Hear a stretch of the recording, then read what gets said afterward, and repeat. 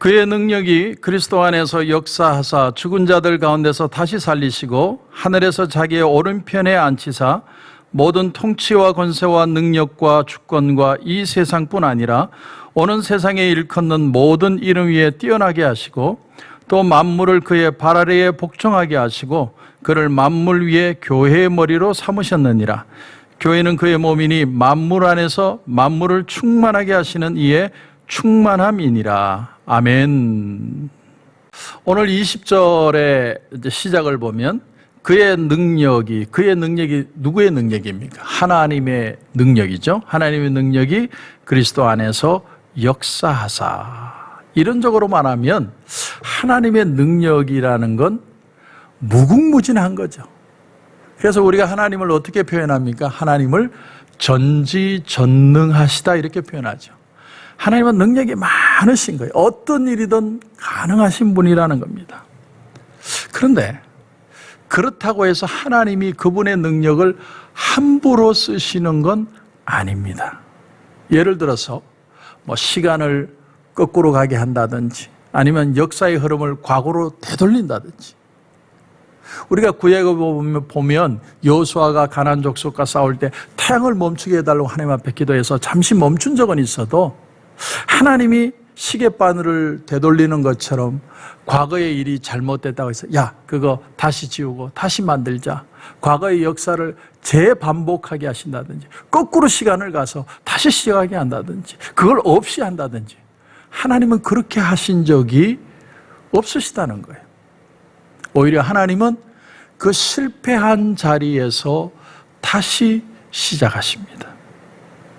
하나님이 인간의 삶에 개입하시고 인류의 역사에 개입하시는 것은 분명한데, 하지만 하나님의 개입에는 원칙이 있고 또 절제가 있고 우리가 생각하는 것처럼 그렇게 아무렇게나 하나님이 개입하시는 게 아니라는 사실입니다. 그래서 예수님도 이 땅에 하나님의 아들로 오셨지만, 그렇다고 해서 예수님이 일반 사람들이 당하는 어떤 고난이나 아픔이나 어려움이나 그런 것을 피해가지 않으십니다.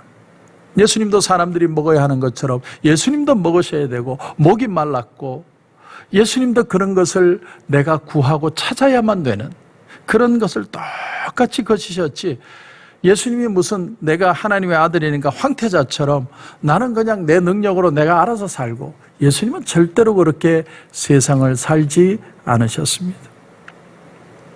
우리가 신학교 다닐 때 교수님이 이런 질문을 하셨던 게 아직도 기억이 납니다. 예수님은 사춘기를 겪으셨을까요? 너무나 거룩하신 분을 그렇게 질문하는 것이 놀라워서 우리가 서로 얼굴을 보며 어리둥절했던 기억이 납니다. 그러나 그만큼 예수님은 인간의 모습으로 사셨다는 걸 우리가 기억해야 된다는 거예요. 그러나 예수님이 우리와 다른 게 딱 하나가 있다면 뭡니까? 그러나 그분은 죄가 없으시다. 그리고 율법의 요구를 이루시고 거룩하시고, 그런 거룩함과 온전함과 그리고 온유함, 이것을 끝까지 가지고 계셨다는 것이 귀한 것이지, 예수님이 갈릴리 땅을 살면서 어떤 면죄부를 받으시고 일체 어떤 사람들이 겪어야 할 일을 나는 안 겪어도 되는 그런 일이 전혀 없으시다는 것. 예수님도 손에 대못을 박으면 피가 나고 아프고, 또 허리에 창자국을 맞으면 그래서 피와 물이 나왔고, 그런가 하면 머리에 가시면류관을 쓰실 때 머리에서 피가 나시고 고통스러워하시고, 그리고 결국은 운명하시죠. 예수님이 하나님의 아들로 오셨다고 해서 어떤 면제를 받고 그런 모습이 전혀 없으십니다. 우리가 똑같이 연약하시고, 또 사람이 욕하면 마음이 아프시고, 사람이 떠나가면 섭섭하시고, 예수님도 똑같이 인간이 겪는 그런 마음을 가지고 계셨다는 거죠.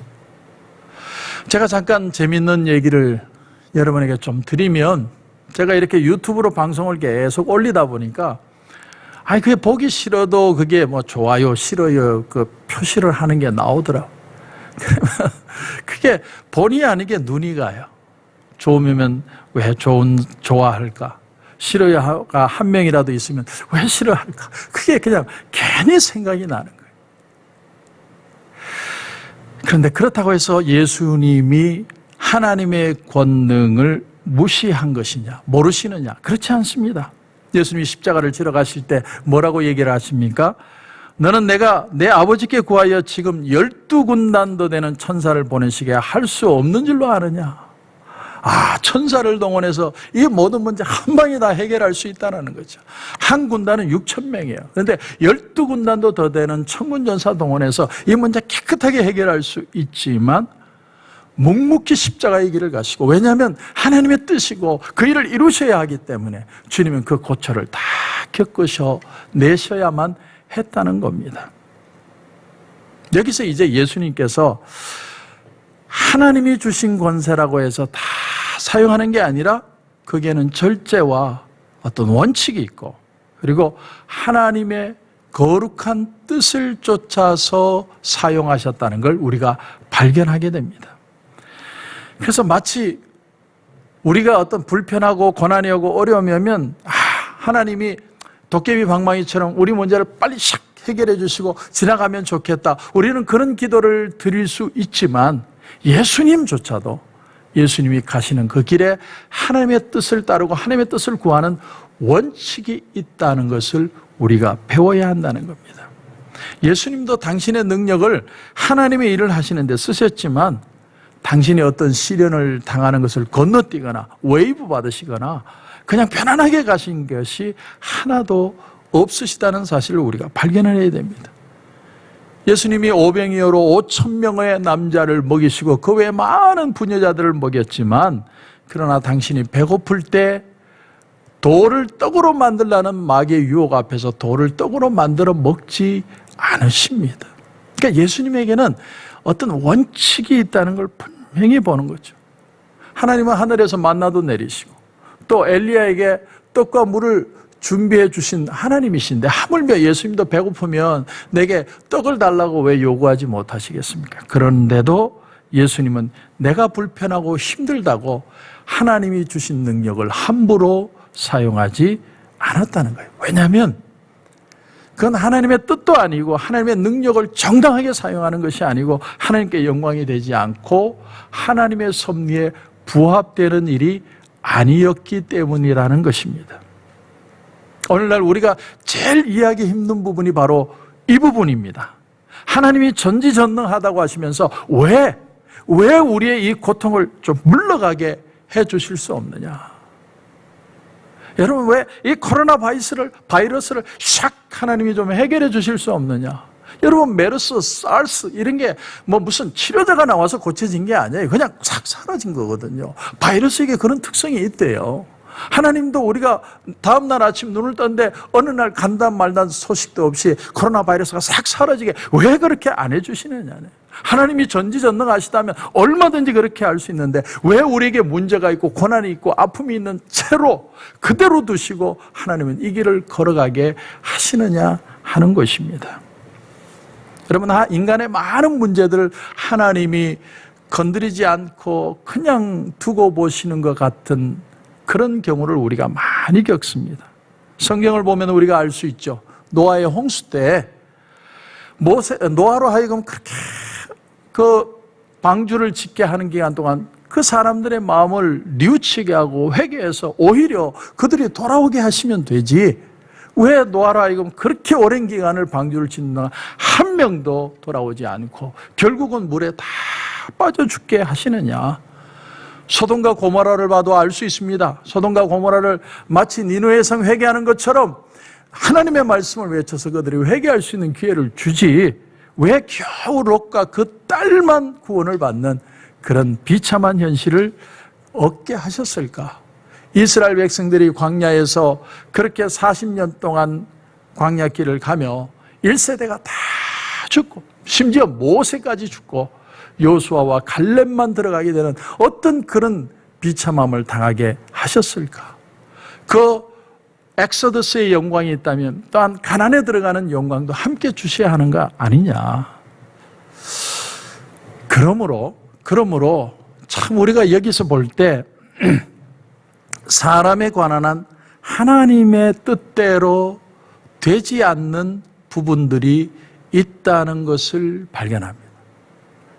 좀 더 다시 말을 하면 하나님조차도 이 문제를 해결하실 수 없는 부분이 있다는 것을 보게 됩니다. 여러분, 가룟 유다가 예수님을 배반을 하는데 예수님을 배반하는 걸 예수님이 원하셨을까요? 원하지 않으셨을 겁니다. 자기 제자가 자기를 배반하는 걸 원하는 그런 스승이 어디 있겠습니까? 심지어 그래서 예수님은 가룟 유다에게 알아들을 수 있도록 몇 번을 얘기를 합니다. 그러나 유다는 어떻게 합니까? 결국은 자기가 결단을 하고 은30에 예수님을 팔고 결국은 그것을 후회하고 자기가 목매달아 죽지 않습니까? 그러니까 예수님이, 하나님이 전지전능하신데도 하나님이 해결하실 수 있는 부분이 있는가 하면 어떤 부분은 인간이 해결해야 될 부분들, 하나님이 맡겨주실 수밖에 없는 부분이 있다는 것을 우리가 여기서 발견하게 됩니다. 그러므로 이제 우리가 알고 싶은 건 뭐냐면, 그러면 언제, 어떻게, 무슨 목적을 가질 때 하나님의 뜻은 드러날 수 있느냐는 거예요. 하나님은 언제 역사하시느냐 하는 겁니다.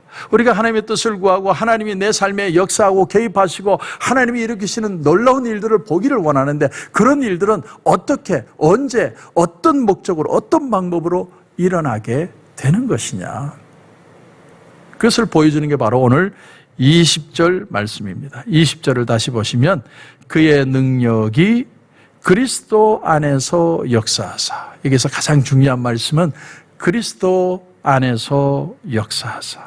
하나님은 언제 어디서 무엇을 통해서 하나님은 역사하시느냐, 바로 그리스도 안에서 역사하신다. 아주 중요한 겁니다.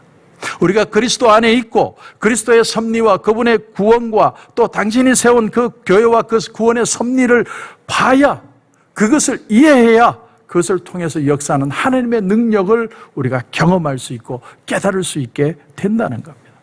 그냥 아무 때나 무분별하게 하나님은 능력이 많으시니까 하나님이 역사하시겠지가 아니라, 그 능력은 예수 그리스도 안에서 역사한다는 사실. 우리가 예수님 안에 거하고 예수님의 말씀 안에 거하고 예수님의 목적을 알고 그리고 그 목적을 우리가 쫓을 때야, 그때야 우리가 그 능력을 맛볼 수 있게 된다는 겁니다. 그러므로 여러분, 이제 우리의 기도가 달라져야 됩니다. 지혜롭게 기도하는 걸 배워야 됩니다. 주여, 내가 지금 주님 안에 있습니까? 주님이 내가 지금 기도하는 이 기도가 주님이 기뻐하시는 기도입니까? 주님 안에서 이 일이 이루어지고 있는 겁니까? 하나님이 원하시는 일이 정말 주님 안에서 기뻐 부어 받으시는 일입니까? 우리가 기도가 달라져야 돼요. 정말 주님 안에서 주님이 기뻐하시는, 주님 뜻에 부합하는 그런 기도를 우리가 드리기를 원합니다. 오늘 이 사태 속에서 하나님의 뜻을 알기를 원합니다. 주님이 기뻐하시는, 주님의 이름이 드러나고 있는, 주님 안에 있는, 주님께서 원하시는 그런 역사를 보는 그런 기적들을 우리가 맛보게 해 주시옵소서. 하나님, 그래서 하나님께는 영광이 되고 우리에게도 기쁨이 되는 예수 그리스도의 피로 능력이 나타나는 그런 역사들을 우리가 반드시 보게 하여 주시옵소서. 오늘 이 새벽에도 기도할 때 그런 역사가 저와 여러분 가운데 일어나기를 주님의 이름으로 축원합니다. 기도드리겠습니다. 하나님, 은혜를 감사합니다. 오늘 이 아침에는 하나님의 능력이 예수 그리스도의 이름 안에서 일어나는 능력이라는 걸 배웠습니다. 우리가 기도하고 간구할 때 하나님, 우리가 원하는 것들이 있습니다. 이 코로나 사태가 빨리 해결되기를 원합니다. 정말로 우리가 정말 자유하기를 원합니다. 그러나 그리스도 안에서, 주님 안에서 기뻐하고 하나님의 뜻을 알고 그리고 주님의 은혜를 깨달아 알면서 그 속에서 경험하게 되는 놀라운 역사들을 보게 하여 주시옵소서. 그러므로 우리의 기도가 달라지게 하시고 우리가 그리스도 안에 있는지 물어보게 하시고 주님의 은혜를 붙들고 예수 보혈의 능력으로 승리하는 하루가 될 수 있도록 은혜 베풀어 주시옵소서. 오늘 기도하는 가운데도 하나님 큰 은혜 주실 줄 믿고 예수님의 이름으로 기도드립니다. 아멘.